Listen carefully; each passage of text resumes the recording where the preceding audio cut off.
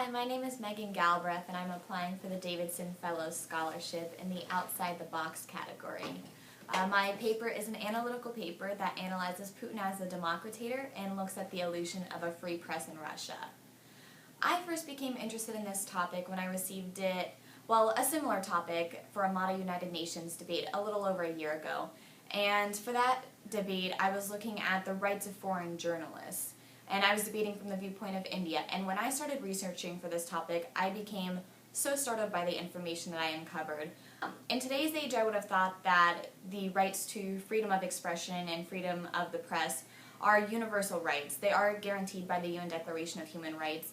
But I was astonished that in the last 3 years, there has been an imprisonment of over 650 journalists, and that there has actually been an increasing trend in murder, imprisonment, and different factors that go against journalists. And this goes along with the recent conflict in the Middle East, and this has really brought the issue to the front lines. And when I was researching for this topic, I found that there were 3 major times of conflict and crimes against journalists. And this is international armed conflict, national armed conflict, and peacetime plagued by persistent criminal or political violence. And just throughout my entire debate and while researching from the viewpoint of India, I was just astonished by the fact that there are crimes against journalists, and in over 90% of these crimes against journalists, the perpetrators are never brought to justice. So you have this cycle of impunity where journalists are being threatened, they're being coerced or forced to self-censor or things like that. And then the people that force them to do these things, there are no retributions ever brought against them. So I really loved this topic, and I decided to do it as a larger paper, my extended essay for the IB program. And so I started with this topic of the rights of foreign journalists, and when I was researching, I came across Joel Simon's book, which is called The New Censorship Inside the Global Battle for Media Freedom. And when I was reading his book, I came across a chapter on democratators. And I had never heard the term before. I Googled it, and apparently Google had never heard the term before either. And that's because it's something that Joel Simon coined. And it's this idea that there are different autocratic leaders who come to power, and they come to power through legal means. But they use stealth and manipulation in order to achieve their political means. Basically, these democratators realize that in today's society, in our new global society, in this new world order, you can no longer be a dictator and have world status or world power. If you look at North Korea or something like that, it's globally condemned. And so this leader cannot function if they rule through these direct dictator means. But if they are a democrator, someone who governs with the support of the majority, then they can use these tactics of stealth and manipulation in order to achieve their means. And so the book brought up a couple of different democrators, and one of them was Erdogan, President Erdogan in Turkey. There was Chavez in Venezuela, and then there was Putin in Russia. And so I've chosen to analyze Putin as a democrator, and going back to not only the beginnings of his time ruling the country, but also the recent 2011 parliamentary elections, and how he issued punitive tax audits and things like that to rise through power. And even though he came to power and maintained his power in a legal way, he did use these different tactics of manipulation that I touch upon in my paper in order to maintain his power. And one thing that he does in order to maintain his power is monopolize the media and prevent the press from acting as a for the state. So the press can no longer be this check on the balance of power, and instead he allows different crimes against journalists like murder or harassment or impunity to be okay. One such example is, and I did touch upon this in my paper, the murder of journalist Anna Politkovskaya. And around the world, when people heard of her death, there were international reactions. There were condemnations by different leaders in different democracies worldwide.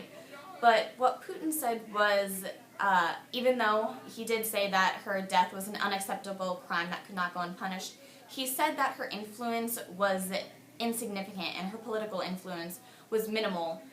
But what he didn't say was that this is because she was banned on all of the television's major news networks. She was banned on all the private networks. And that's because Putin had issued a ban because she was known for speaking out against the government and reporting on local corruption and local human rights abuses. So what you see is this information control by Putin, and that allows him to consolidate his power. And what's really important is that this creates a society that doesn't question authority. You have this complacent culture, people that are happy with Putin, and they're happy with Putin's rule because he did bring Russia out of economic decline, economic poverty. And these people in Russia, these citizens, feel like they are free because they're free to speak their minds about party-approved topics. But the reality is that they're not free at all because you have these journalists who are trying to report on local human rights abuses or different corruption going on in the government. But they can't because they're harassed or they're threatened. They're forced to self-censor if the government themselves does not censor the journalists, just like they did in Anna's case. So basically you have this paradoxical situation where Putin uses the law to end political challenges, but he's incapable of bringing justice to people who perpetrate crimes against journalists. And I think that this is really significant in today's world because you see Russia, and even though it has transformed economically, it's almost turning back into a one-party state system, much like the Soviet Union. It's almost like we're traveling backwards in time. And this is a time when we should be moving forward in society. We've entered the information age, the digital age, and so this is times when information should be spreading and journalists should be on the front lines. You have the recent wars in the Middle East, the war in Syria, and you have these journalists who should be spreading the information about corruption and things like that. But instead, in powerful countries like Russia, you have no guarantees of freedom of speech or freedom of the press. You don't have any counterweights to Russia's party, the main party, which is the United Russia, and that's Putin's party. You don't have any counterweights to that. And instead, this party has monopolized the media, monopolized these political offices, and they've created this uninformed public. And when you have this uninformed public, they can't rise up against those different autocratic rulers. We have the Arab Spring, which was the series of pro-democratic revolutions across the Middle East that started in Tunisia in 2010. And what you see is something like that could never happen in Russia because you don't have a public that has access to the information like this that would allow them to rise up against a person who's acting almost like a dictator, even though they do govern with the rule of the majority. And so Putin has created it so that outright censorship is eliminated. You know, journalists do have some freedom and things like that, but at the same time, you have this press that's almost confined and things like that. And so you have this good economy, but that should not come at the expense of a free press. And Putin has created it so that in Russia, journalists are almost disposable, they're vulnerable. And people tend to look at Russia on a global scale. They look at their relations with Turkey, but they forget to look at the people who actually live there, the ones that live in fear or the ones that live in ignorance. And in today's society, we can't afford to have an ignorant culture. We can't afford to have that loss of facts or the decline in democracy.